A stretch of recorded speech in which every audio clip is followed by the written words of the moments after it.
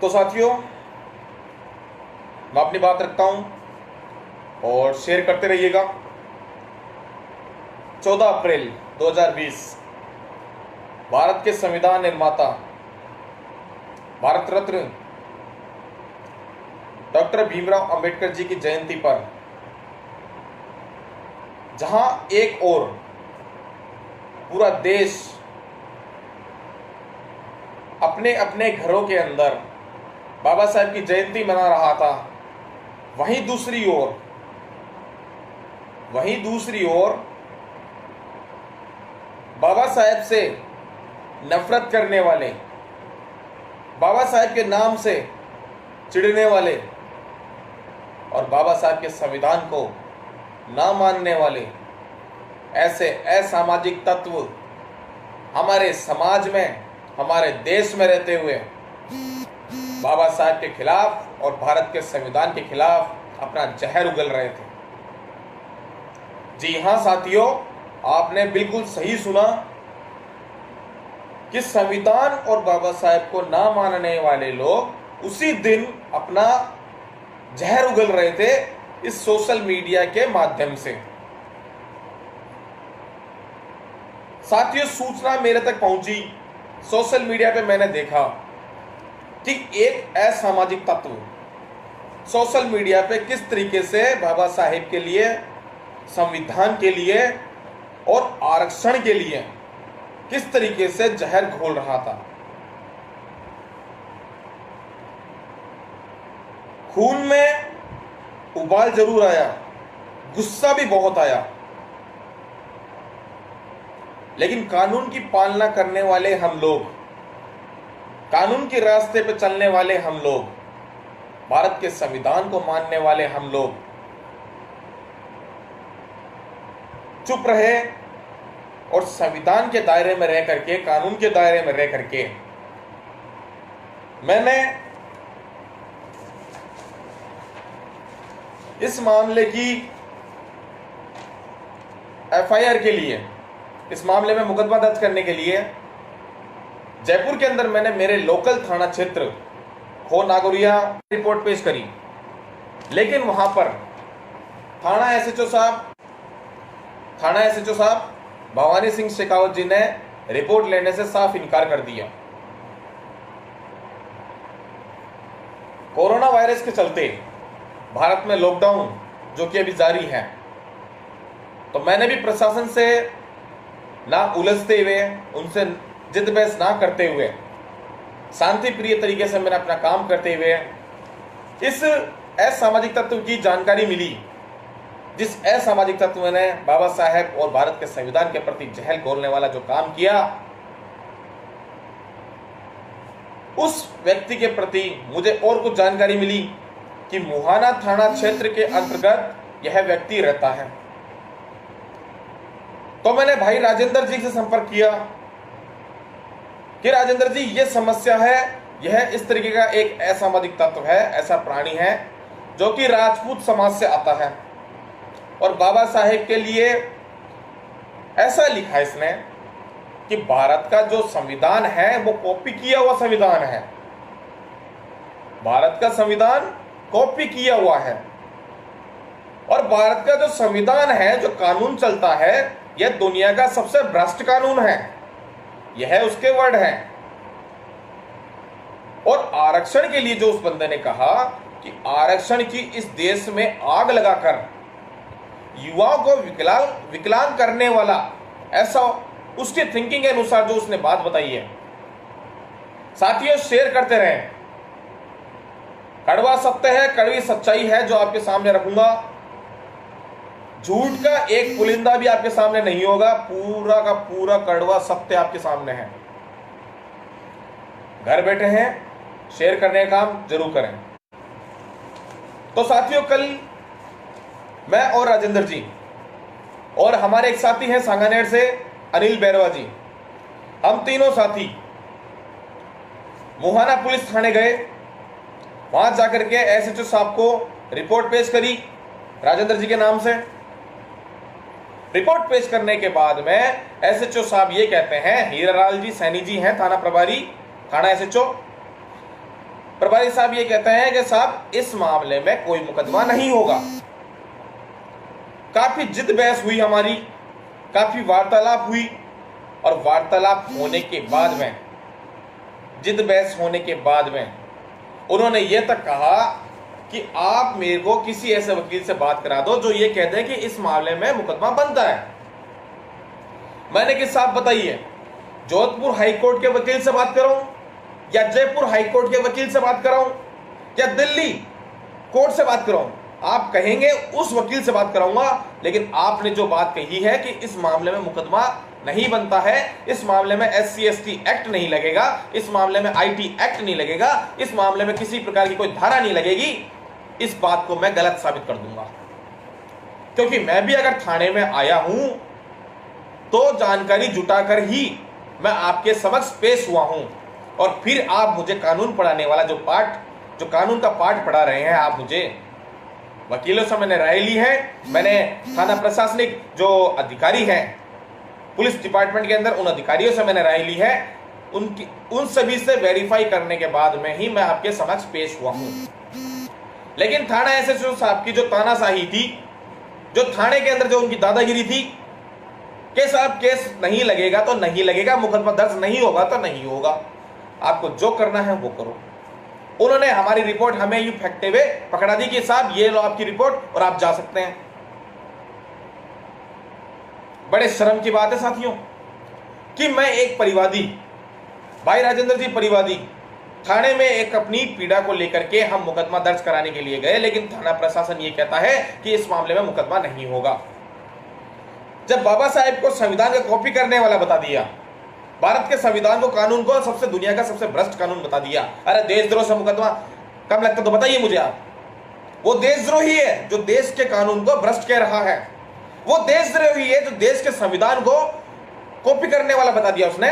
वो देशद्रोही नहीं है तो बताइए क्या है वो?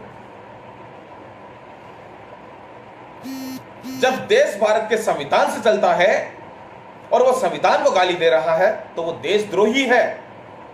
यह देश के अंदर बैठा आतंकवादी है जो बाबा साहेब को और भारत के संविधान को गाली दे रहा है। दुनिया का सबसे भ्रष्ट कानून बताया, दुनिया का सबसे भ्रष्ट कानून बताया। बड़े ही शर्म की बात है कि वो भारत देश का नागरिक है। अरे तेरे को जो अच्छा लगता है, जो कानून अच्छा लगता है, जो संविधान अच्छा लगता है, उस देश में जाके रह ले, जा पाकिस्तान में रह ले। पाकिस्तान तुझे अच्छा लगता है, पाकिस्तान में रह ले। भारत देश का कानून, भारत देश का संविधान दुनिया का सबसे अच्छा संविधान है। लेकिन तेरे जैसे असामाजिक तत्व के ये चीज समझ में नहीं आएगी। साथियों, बड़ी बहस के बाद में थाना प्रभारी जी हीरालाल सैनी जी से काफी देर बहस करने के बाद में तब जाकर उन्होंने मामले को परिवाद में लेने की बात करी। तो परिवाद में हमने वो रिपोर्ट वहां दी, पेश करी। उसके बाद इन्होंने कहा कि यहाँ का नेट खराब है, इंटरनेट में कुछ खराबी है तकनीकी, तो बोले आपको शाम तक या जब भी हो जाएगा हम आपको कॉल कर देंगे। दोपहर से शाम हो गई, लेकिन हमारा मुकदमा ना परिवाद में ना FIR किसी तरीके से कुछ भी दर्ज नहीं हुआ। शाम तक मैंने कुछ अधिकारियों से मैंने बात करी, जयपुर, जोधपुर और सीकर के कुछ वकीलों से मैंने बात करी। उनका प्रेशर बना थाना SHO के ऊपर कि आप कानून का पाठ पढ़ा रहे हैं कि कौन से मामले में कौन सी धारा लगती है, कौन सी नहीं लगती है, अब आप मुझे बताइए। थाना SHO साहब ने जब बात करी, जब उन्होंने बात करी, तब उनके सामने ये चीजें सामने आई कि वकील जब उनसे बात कर रहा है, अधिकारी उनसे बात कर रहे हैं कि आप कानून पढ़ा रहे हैं, आपके सामने कोई मामला घटित हुआ है, आप उसमें मामला दर्ज ना कर करके आप उल्टा कानून का पाठ पढ़ा रहे हैं। वकील से जब मैंने बात कराने के लिए कहा तो उन्होंने वकील से बात करने के लिए मना कर दिया, लेकिन उससे पहले वो बार बार एक ही चीज की दोष जमा रहे हैं, किसी वकील से आप करा दो मेरी बात, करा दो मेरी बात किसी वकील से। कोई ये कहता है कि इस मामले में मुकदमा बनता है, और जब मैंने वकील से बात कराने के लिए कहा कि आप बताइए जयपुर हाईकोर्ट के वकील से बात करेंगे या जोधपुर हाईकोर्ट के वकील से बात करेंगे, तो उन्होंने तुरंत हाथ जोड़ लिए कि भैया आप जा सकते हो।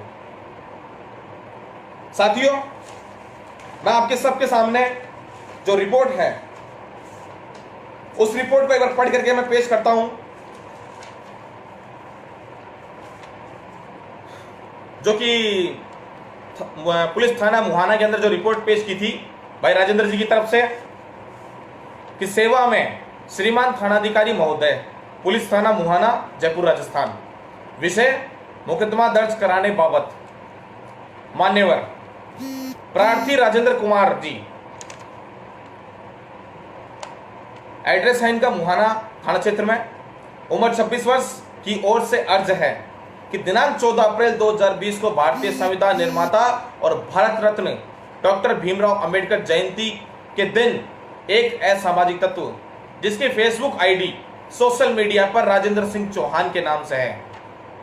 साथियों, राजेंद्र सिंह चौहान के नाम से फेसबुक आईडी है, जो कि शायद वर्तमान में उस फेसबुक आईडी को या तो डिलीट कर दिया है या ब्लॉक कर दिया है। और जाति से जो आरोपी है वो राजपूत है। सुनिए मेरी बात अब। मैंने अपनी फेसबुक आईडी पर देखा, जो उसने लिखा था वो आपके सामने पेश कर रहा हूं। कॉपी करके संविधान बनाने दुनिया का सबसे भ्रष्ट कानून आरक्षण की आग लगाकर भारत के युवा को विकलांग बनाने वाले अंबेडकर को नमन।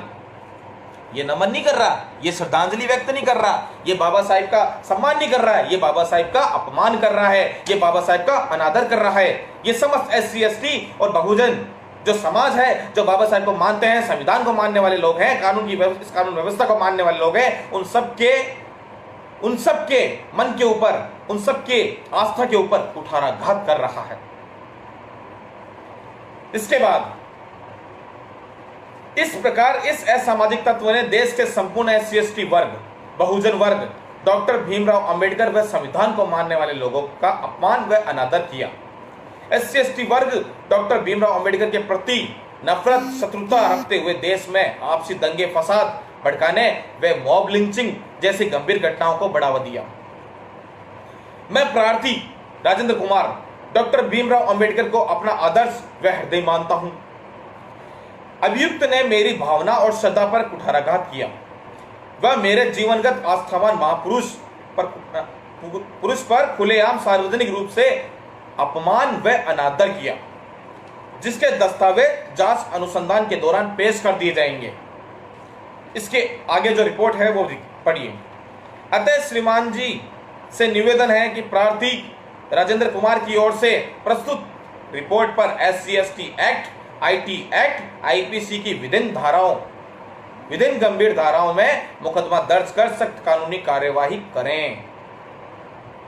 और जो निम्न जो दस्तावेज थे, जो आरोपी की फेसबुक आईडी, उसका लिखा हुआ जो स्टेटमेंट है, वो तक उसका स्क्रीनशॉट निकाल करके, प्रिंट निकाल करके थाने में रिपोर्ट के साथ में पेश किया। तो ये साथियों, ये तो थी हमारी रिपोर्ट, जो कि भाई राजेंद्र कुमार जी के नाम से मुहाना थाने में पेश की गई।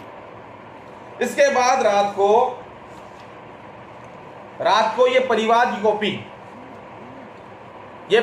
कॉपी हमें पकड़ा दी गई कि साहब आपका मामला परिवाद में ले लिया गया है। और रात को एक SCP हैं जो कि थाने में आए हुए थे, श्रवण कुमार जी SCP साहब हैं, आए हुए थे रात को थाने में।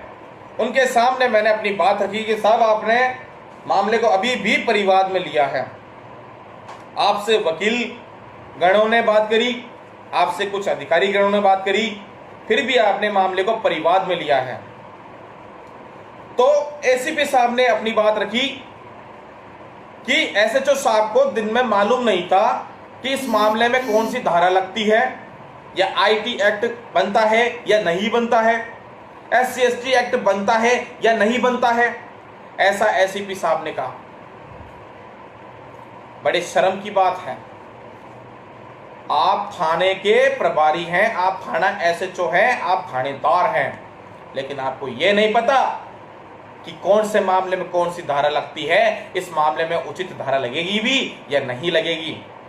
बाबा साहेब का अपमान किया है आपने। मुझे थाने के अंदर कहा कि सबको अपनी अभिव्यक्ति की आजादी है, कोई भी कुछ भी कह सकता है। अरे इसका मतलब ये नहीं कि बाबा साहेब के ऊपर, किसी महापुरुष के ऊपर या किसी के ऊपर इस तरीके से गलत टिक्का टिप्पणी करें। बड़ी शर्म की बात। साथियों,